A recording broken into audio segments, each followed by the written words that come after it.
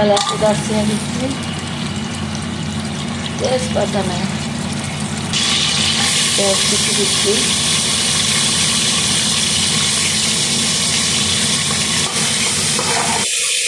আদা দিলাম। গরু গোস্ত রান্না করব, এই যে আদা দিয়েছি, একটু বেশি করে আদা দিতে হবে গরু গোস্তের মধ্যে। পেঁয়াজ দিলাম, পেঁয়াজ, রসুন, হলুদ, মরিচ, মিট মশলা, জিরা, লবণ, মশলা।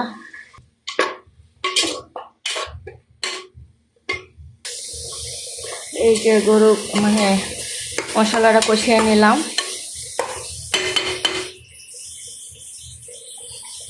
গোস্ত রান্না করছি, এই যে গোস্তটা দিয়ে দিলাম,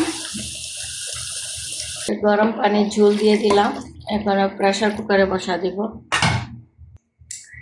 এই যে ঝোল টুল দিয়ে দিলাম একবারে, মানে প্রেসার কুকারে দিয়ে দিব। আমি একবারে ঝোল দিয়ে দিই, কারণ একবারে ঝোল দিয়ে দিলে মানে ঝোলের অনেকক্ষণ জাল হয়, ঝোলটা ভালোই লাগে তরকারি। আর যদি কষাইয়া গরম পানি দিতে হবে, তা আমি কষাইয়া গরম পানি মাঝে মাঝে যদি দেখি যে কষাইয়া, মাঝে মাঝে কষাইয়া পরে গরম পানি দিই। আর এমনি দিলেও একটা স্বাদ টেস্ট হয়, মানে পানিটা অনেকক্ষণ জাল হয়, আন্দাজ করে পানি দিবেন। এই যে এখন আমি প্রেসার কুকারে দেব,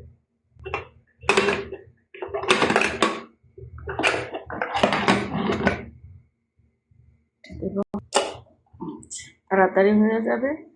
আর হাড্ডি গুটি আছে, সিদ্ধ হবে, খেতে ভালো লাগবে। এই যে আমার তরকারি হয়ে গেছে, সিদ্ধ হয়েছে কেনাকে।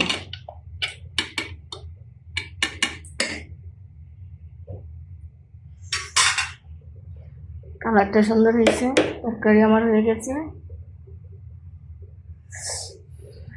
হ্যালো গাইস, যে তরকারি হয়ে গেছে, এই মুহূর্তে আমি সাতকরা দেব মন চাচ্ছে। সাতকরা বলতে ভুলে গেছে, যে সাতকরা দিলে অনেক স্বাদ হবে, আমার খুব পছন্দ। এই যে কয়েকটা টুকরো যে তরকারি হয়ে গেছে, একটু আর একটু সিদ্ধ হলে মানে গোস্তটা একটু হবে আর কি, একটু শক্ত রয়েছে গোস্তটা। এখন সাতকরা দিলাম, এখন ডিম আছে দিয়ে রাখবো, সাতকরা হয়ে যাবে। আর আগে যদি সাতকরা দিয়ে তিতা হয়ে যাবে, মানে আধা সিদ্ধ হবে এরকম, বেশি সিদ্ধ করা যাবে না, তাহলে সাতকরা মানে তরকারি ইয়ে হয়ে যাবে, কী করে তিতা তিতা হয়ে যাবে। এই জন্য এই যে মানে 80% তরকারি গোস্ত সিদ্ধ হইলে পরে সাতকরাটা দেওয়া। সিলেটি সাতকরা আপনারা কে কে চিনেন, সাতকরা চিনেন কিনা, সাতকরা খেয়ে দেখেন, অনেক স্বাদ, একটা ঘ্রাণ সুন্দর। সাতকরা একটা লেবু, মানে লেবুর মতো ঘ্রাণটা, মানে ঘ্রাণ লেবু আছে না, এরকমই একসাথে। কালারটা সুন্দর, একটু ঝোল দিতে হবে, মানে সাতকরাটা একটু সিদ্ধ হবে হালকা, একটু লাগবে ঝোল।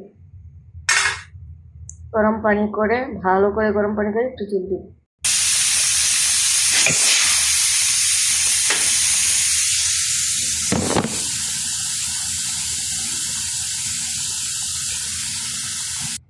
এই যে আমার সাতকরা দিয়ে গরু গোস্ত রান্না করলাম,